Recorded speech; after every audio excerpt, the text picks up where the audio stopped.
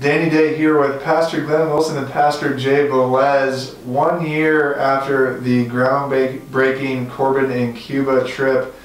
Pastor Glenn, we're about, like I just mentioned, a year after the fact. You were just back in February. Can you give us a little bit of a sense of what it's like in Cuba right now? Well, going back almost a year after our trip, it was exciting to go back, and the people are still talking about the baseball games, and the greatest thing that happened was that the government is actually inviting you to come back again. So that speaks volumes of the impact that the baseball players had on that community. And it's good to be able to be here today talking about going back again. That's even more exciting that we're able to go back again and try to impact that community even further. So I'm very honored to be a part of that.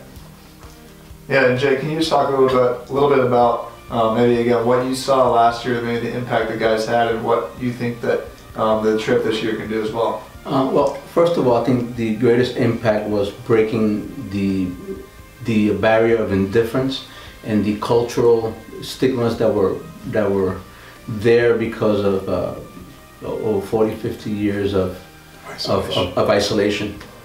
But it was groundbreaking. It broke those barriers. They saw that the American Christian baseball team were just as human as they are, that they were not much different outside of the language barrier, that they love baseball, they love God, and that the hope and the love that the team just gave out, just being them, totally bonded, broke those barriers, and created a sense of hope within the context of Caimanera, which is a closed city because of the military bases there, and that just brought hope, and it bonded them under the name of God and the name of baseball.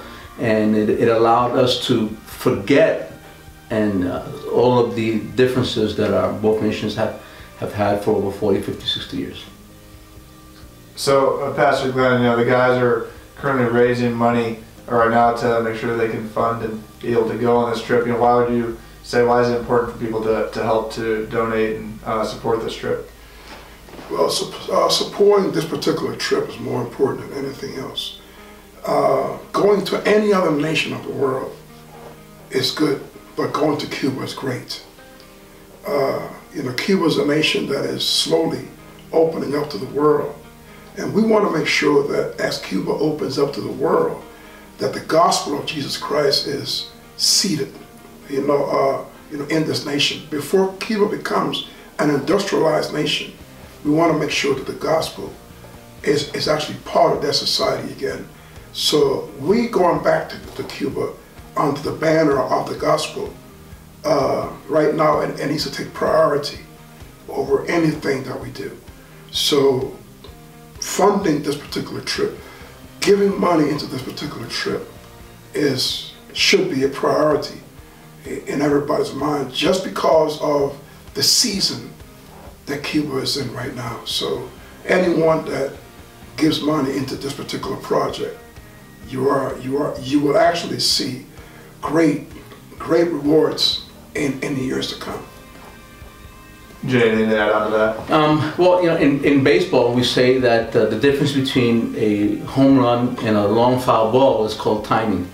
And timing is now for Cuba, where God has opened up this nation, working there for 20 years, and this time is so key because we're continuing to lay the foundation of bringing the gospel to areas and fortify the churches there, facilitate the work of God there, and it's so key that we here in America can see that outside of the political differences and what God is doing, that God is opening up nations and closing nations. And sometimes I think that we as Americans, we miss out on what's going on in the rest of the world because of the celebrity mindset here in America. But Cuba right now, it's opening up like never before, and it's the best time to invest in the gospel. It's amazing when you study church history, the Protestant Reformation in Europe in Germany, in all these countries, Brussels, France, England, how the gospel spread. But today, Europe, most of those nations, because they've turned their back to those nations, when the gospel started, the Protestant Reformation started in these countries, they became industrialized. They became nations that totally shaped the world. And today, it's so sad to see that most of those nations have turned their back on the gospel, and we see the aftermath and how those nations are close to God, and the spiritual deadness that's there, the death. But today, God is opening up other nations, and we see what God's doing in Cuba. And I think this is the best time to invest finances, to invest education, to invest sports, whatever is the natural gift and talent of that person or that team or that institution, to use it to bring the gospel. That is mainly what God has always done. Salting the rest of the world. You know, salt does not salt. Light does not make the light brighter. We need to bring the light in darkness, and we need to salt where it's time to season and make a difference. And Cuba is key right now. And bringing a baseball team has more impact than bringing in the greatest evangelists. Cubans love baseball. Yeah. Cubans love baseball more than food, more than religion. Yes. So a baseball team is very impactful in Cuba. And it's non-threatening. Yes, non-threatening. It needs no advertisement. You know, so this baseball team going in is actually key to showing the gospel.